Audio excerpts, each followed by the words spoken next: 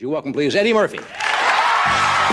This time on What Were People Watching, Summer of 1987 edition, silent children and Superman attempt to solve nuclear disarmament. We have silent children around the world. And man gets stabbed by curtain.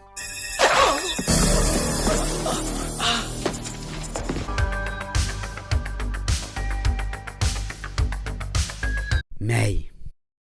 He has been taught the mystic arts of war. And Cannon Films kicks off the summer with their sequel, American Ninja 2, The Confrontation. Michael Dudikoff is back, baby, with his buddy to investigate American soldiers that are being bumped off by a mysterious enemy. Dudikoff figures it's ninjas. Unfortunately, though, his boss doesn't know what a ninja is. Ninja?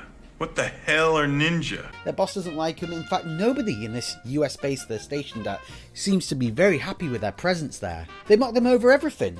Look as much like a Marine as a bridesmaid. You know that, huh? They look exactly the same as you. The villains in this one are a secret army of ninjas who have kidnapped a scientist who was only working on some namby-pamby cure for cancer. I like there's any money in that. Instead, they make the scientists create genetically enhanced ninja warriors because, as we all know, cure for cancer equals no profit, but genetically enhanced ninjas equals money, money, money. Guess who? If horror's more your thing, also on May 1st was Creepshow 2, an anthology of short stories. Only 3 stories featured in this one, and the only one of them that is actually good is a freaky story about some jocks being terrorised by a swamp creature. One of the other stories in it is about an old couple whose store is attacked by hoodlums, so they are avenged by a magical wooden Indian figure. Holy God! Holy Jesus! Oh my god, when you shoot old women they freeze on the spot like statues. The following week you have 3 films. Hot Pursuit is a poor comedy about John Cusack travelling really far to get laid, notable only for seeing a young Ben Stiller in his first film playing a villain. Bill, you're missing what's going on here. Also that day is River's Edge, a drama about a murder in a small town affecting some teenagers. Dennis Hopper has a small role as a man dating his own blow-up doll. And Crispin Glover does that thing where he talks and pauses in between every word. You know that. I fucking know you, Lane. You have a better idea. You would do that, wouldn't you? Whilst not really good, the best of that bunch that week is Gardens of Stone, a Francis Ford Coppola movie about soldiers that work at a war grave during the Vietnam War. It's Coppola, so it looks great, and I actually found it pretty watchable. James Earl Jones is especially good in it. Yum, yum, yum, said the big hungry bear. Let's just see what we got here. However, the only thing holding it back is it doesn't really have a strong plot guiding you through. You're just dipping into these people's lives. So it can feel a little bit episodic. It will also be overshadowed by another Vietnam movie coming out later in the summer. They were just a couple of songwriters who came to Ishtar to break into show business. On May 15th, you have the infamous flop called Ishtar. I heard many bad things about this going in, and I'm surprised to report it's fine. This movie was plagued by production problems, and it flopped at the box office. Star Ned Beatty and its director not getting along to the point where they shot the scenes multiple times to appease the different whims of the people involved. Ishtar definitely doesn't deserve the hatred that it gets. It's funny and clever, and the plot involves the CIA asking 2 failed lounge singers to spy for them in a fictional African country. Everything feels ahead of its time and as relevant now as it did back then, as long as you're willing to forgive this scene where Dustin Hoffman pretends to speak Arabic to some locals. Do it.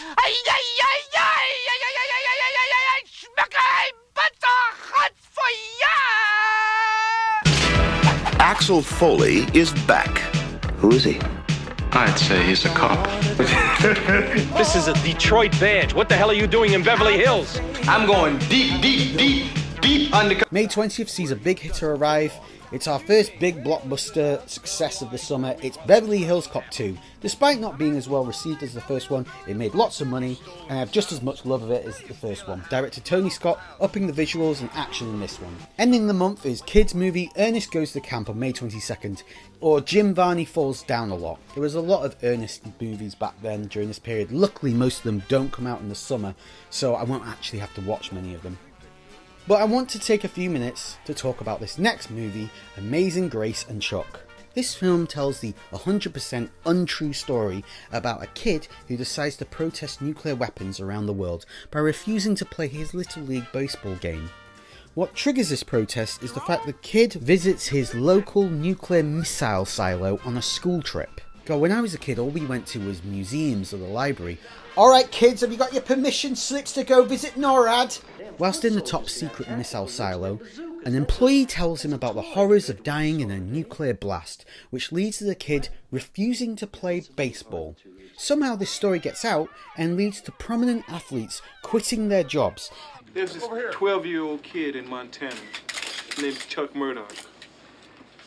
He made the papers a few weeks back when he refused to play baseball because of nuclear weapons. He gave up what he did best because of this idea.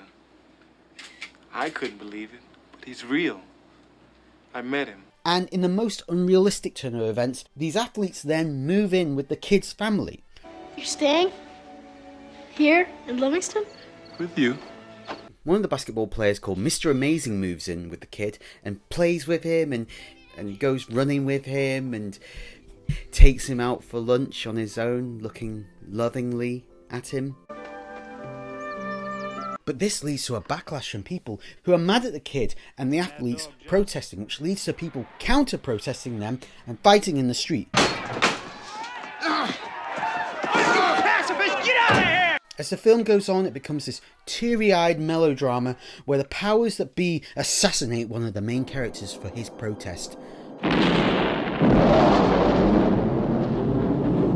But is this proto-Greta Thunberg gonna give up? No chance. And instead, the new protest he decides to do to ensure world peace is every kid in the world starts to take a vow of silence. In the movie, this somehow brings the world leaders to their knees and they cave in and decide to get rid of all the nukes. And I'm sorry, but I can't buy that every single kid in the world refuses to speak. First of all, that's not a very effective protest. My kids won't shut up. If they suddenly decided to do a silent protest, it would be an improvement. I would start opening a bottle of champagne. I could get some peace finally. Also, couldn't just one of the parents say, "Okay, Billy, you don't want to talk? That's a shame because I was going to buy you a PlayStation. I want a PlayStation 5. My God, they're all standing up to the adults. She's been taken down a peg. A whole peg? June! So not many points on the board so far. Luckily for the summer of '87, things start to move up through the gears in June. Starting with the Brian De Palma movie, The Untouchables, telling the story of Elliot Ness and his war against gangster Al Capone that bagged Sean Connery an Oscar. Ladies and gentlemen, friends, and a few enemies. A couple of days later, the schmaltz is strong with this one. It's Harry and the Hendersons, about a family that runs over Bigfoot and then takes him back home as a pet. Leave us alone! Despite some incredible practical effects, this movie just feels like it really wants to be E.T., but with none of the charm.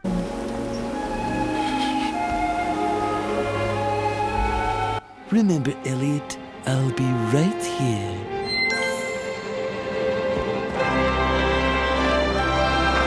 And fun fact about the Bigfoot in this film, it's not actually an effect. That's just an unshaven Nick Nolte. He should have won the Oscar that year, not Connery. Can't you see we don't want you anymore? On June 12th, George Miller went from Mad Max Beyond Thunderdome to his first American movie, The Witches of Eastwick.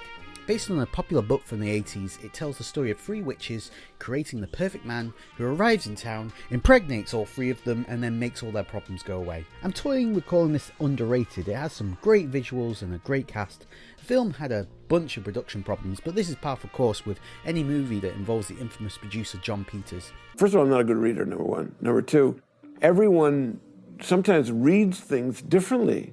Remember that name in the future because there's a good chance I'll be talking about him over the next few years, over the next few videos. He was well known for interfering in his projects and pissing off his directors. That same day you have Man vs. Plants, The Road to Victory, also known as Predator.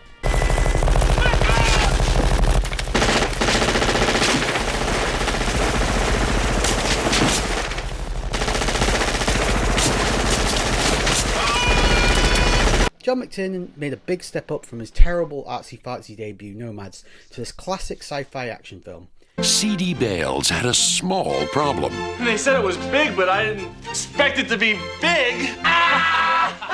7 days later you have Roxanne. Steve Martin wrote this adaptation of the French play Cyrano de Bergerac. I love Steve Martin, I have vague memories of watching bits of this when I was younger. Despite the beautiful location and its admirable attempt to update the story to modern day, it doesn't quite hold up as a story and isn't quite funny enough either to work as a comedy, but it was critically acclaimed at the time. So why'd you say those things? Tell her you were afraid of words. Because I was afraid of worms, Roxanne, worms! We want the finest wines available to humanity. We want them here, and we want them now. Withnail and I got its US release this summer. Whilst here in the UK this Drunken Tale is considered a classic, I'm going to mark it as underrated here because it's not really a film I hear talked about outside of our country as much. Next week you have the Star Wars spoof Spaceballs. Merchandising, merchandising! Last but not least, Spaceballs the doll. Me. May the Schwartz be with you. Before you die, there is something you should know about us, Lone Star. What? I am your father's brother's nephew's cousin's former roommate. Whereas Spaceballs has been remembered fondly by many decades later, a movie that made $20 million more at the box office that same week seems to have been completely forgotten about. I'm talking about Dragnet. Dragnet is a film adaptation of the old radio and television series about hard-boiled cops in LA. Dan Aykroyd and Tom Hanks star, taking on a Satan-worshipping cult. The weird thing with this is Aykroyd and Hanks are actually very good in it, with Aykroyd giving a good impression of the main character from the old show, and clearly has a love of the material. However, they are let down by the script, which doesn't have any good gags in it. A year later, this same style of deadpan police buffoonery would be improved upon greatly in the Naked Gun movie. That movie is fantastic, this movie just has Dan Aykroyd rapping in it. That's Streamek, we're just in time. We have stumbled into a major crime. They got the girl all frightened. Now that's not nice. I think she is the subject of a sacrifice. This is a city of crime. So stand alive. And finally, finishing a very strong month is Full Metal Jacket. I am Gunnery Sergeant Hartman, your senior drill instructor. You will not like me, but the more you hate me, the more you will learn. An incredible detail about this Vietnam War movie is that director Stanley Kubrick filmed the entire movie in England. Even the Vietnam scenes were shot in England, with palm trees shipped in from Spain. The drill sergeant scenes are of course legendary, full of fantastic quotable lines. You had best unfuck yourself or I will unscrew your head and shut down your neck! Sir, yes, sir! July starts off strong with Innerspace, a sci-fi movie about Dennis Quaid being shrunk down and accidentally injected into an unsuspecting Martin Short. This holds up well and still has impressive effects in it and scared the bejesus out of me as a 6-year-old. Speaking of scare, Disney don't want you to see the original version of Adventures in Babysitting. This comedy has been edited within an inch of its life on Disney+, with lots of the slurs and foul language that was used in the film being scrubbed off of it. But don't worry people, you can barely notice the edits. Thor's a weirdo. Sit down, witch. Take it back, apologize. Cake sucker. Fun. You ear-ho. Don't Fun. with the babysitter. Nitwit. The next week you've got Maid to Order, where Brat Pack member Ali Sheedy in a Cinderella-style story where she plays a rich girl who ends up losing her money and working as a maid so the universe can teach her a lesson. And the forgettable thriller The Squeeze, starring Michael Keaton and Ray Dawn Chong. But thank God Robocop is here to save the month from those subpar movies.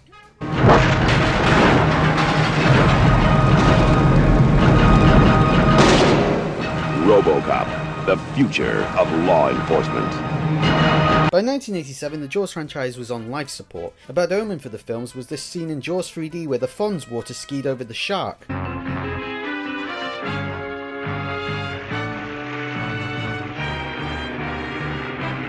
But this summer though, they churned out the 4th installment, Jaws The Revenge.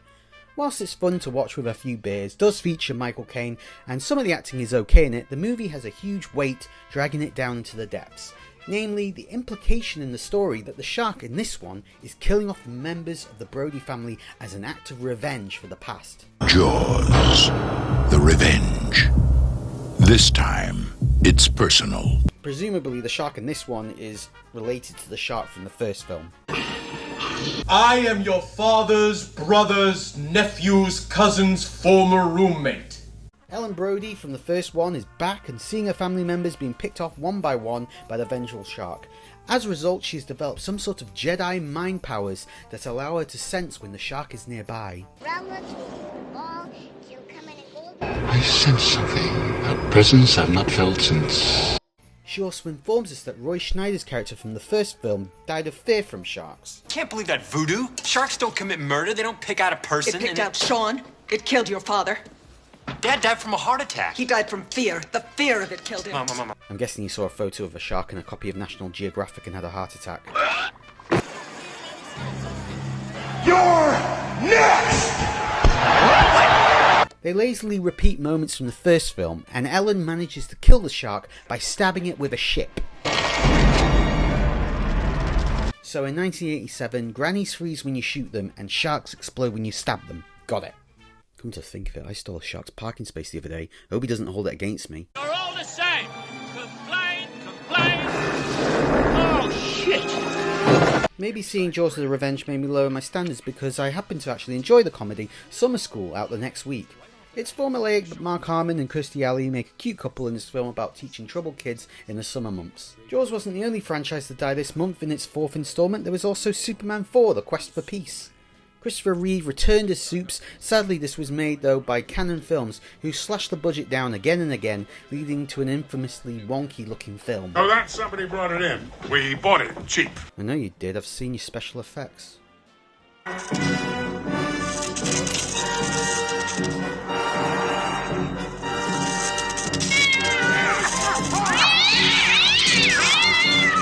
In this one, Superman attempts to get rid of all the nukes, not by doing a vow of silence, but instead putting them in a giant net and throwing them up into the sun. Whilst there's some nice character moments in the first half of the film, it is let down by action scenes in the second half that look like they were shot by Neil Breen.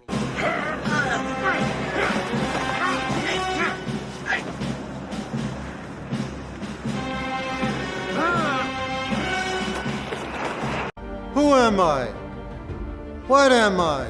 This plus the film giving Superman some new questionable powers. Oh, he has brick eyes now. He can solve our affordable housing crisis. There you go. Bye-bye.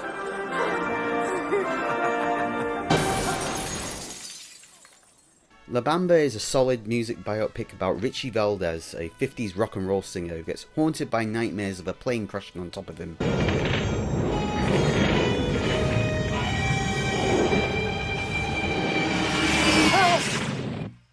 Like most music biopics, it's very formulaic. There's nice little personal touches with his brother struggling with the attention Richie gets and covering the prejudiced Richie faced on his way to the top. And this movie did make a bunch of money, but never really gets mentioned about nowadays. Ending the month very strong is a double bill. First there's Vampire's classic The Lost Boys, and then, that same day... The name that means excitement is back. You have the underrated James Bond movie The Living Daylights. Some great death-defying actions in this one, years before Mission Impossible franchise was doing it, although it is confusing that the villain in this film is played by Joe Don Baker, who then turns up as a good guy in the Pierce Brosnan Bond movies years later. August. It's 1 month left to get points on the board, and August doesn't have many beloved classics in it, so hopefully it'll have a few underrated gems to get it to beat the current champions for summer of 1986. And it's off to a good start with Stakeout. Richard Dreyfuss and Emilio Estevez star as two cops spying on a person of interest. Think Rear Window with added mustaches. Some corny back and forth banter, but it builds up into a gripping story. Nadine just falls short of the underrated point. It's a 50s set comedy thriller elevated by Jeff Bridges and Kim Basinger. However, it does feel a little limited by its low budget. Who is that girl? That same day, pop sensation Madonna holds cinemagoers hostage everywhere with her budding movie career with Who's That Girl? Whilst this kooky film about a yuppie trying to escort an ex-con out of town is all over the place, I have to admit it isn't as bad as it seems. In fact, Madonna is actually pretty charming, playing this ditzy character. Yeah, I said something nice about Madonna's acting. Is the ground going to split open and swallow me up? Also that same weekend was Masters of the Universe. Yes, He-Man got his own film, and it flopped at the box office. Dolph Lundgren stars playing the ancient warrior who is transported from his world of Eternia to a cheap Los Angeles film set. Penny Pincher's Cannon Films made this, and certainly were getting the most out of those Superman rights they purchased, ripping off the opening credits and theme for use in this movie as well.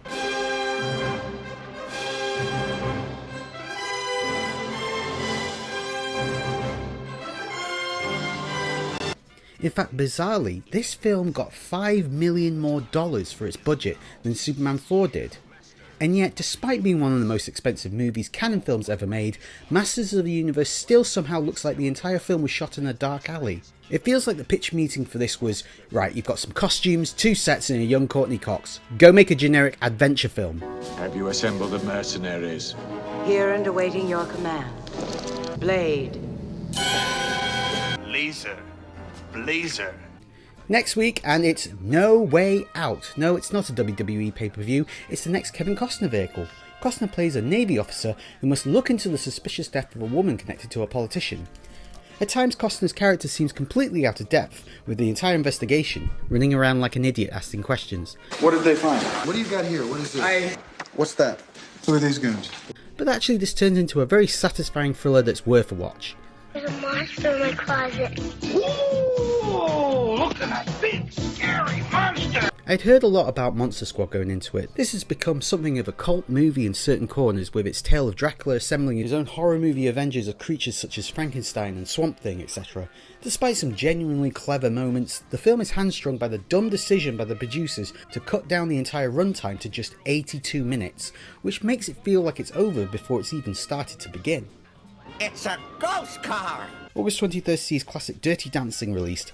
The 80s certainly had a big crush on the 50s decade, the same way we now obsess over the 80s decade. And then there's The Big Easy, with Dennis Quaid bludgeoning crooks whilst the cast of this film bludgeon a New Orleans accent. August 27th sees the release of the depressing Hamburger Hill. Vietnam movies in the 80s were as frequent as superhero movies are today. Whilst its war is hell message is admirable, this feels like a shoddy version of better war movies that have been made, full of showy dialogue that feels like it's screaming out for Oscar contention. I was medevaced after Doc 2. There's a hill. And we were met at Oakland by pretty little things, you know what I mean? I mean, they had hair down below their asses, you know. And they had bags full of dog shit. Come to think of it, Tropic Thunder had less Vietnam cliches than this does. It don't mean nothing. Not a thing. Not a thing. It don't mean nothing. Not a thing. Ain't nothing but a thing. And ending the whole summer is End of the Line, a dull road trip movie that isn't really a road trip, it's a rail trip about 2 old fogies stealing a train. As chairman of the KGB, I am giving you a direct order. So what have we got? He's a Russian, KGB agent. You've been chosen for a mission of the utmost importance. If you are successful, you will return to honors beyond your dreams. 2 professionals. The KGB's best deep cover agent is coming west. And finally there's The Fourth Protocol. So the story goes, Pierce Brosnan was actually supposed to play Bond in a Living Daylights movie that came out earlier this summer, but was contractually stuck to the TV show Remington Steele. So he instead appeared in this espionage tale, playing a Russian sleeper agent attempting to nuke Ipswich. I guess they didn't have the money to shoot the climax in New York. All whilst Michael Caine is on his case tracking him down. Despite it having a bit of fat on it that needs trimming off, it's a pretty good little film, and it's nice to imagine the internal raging that Pierce Brosnan was probably doing on the set of this film about how he's not been cast as Bond yet. One day I will have that role. Would that include this meeting, sir? Do it! So is the summer of 1987 done enough to topple the current champion 1986 off of its perch? 86 had a score of 23 points. The summer of 1987 has 24 points. It beats it by 1 point, so it is the new champion of the summer movie season. Oh my god, that shark! I stole the parking space off his back. He's coming to get me! Read him their rights. Read him their rights.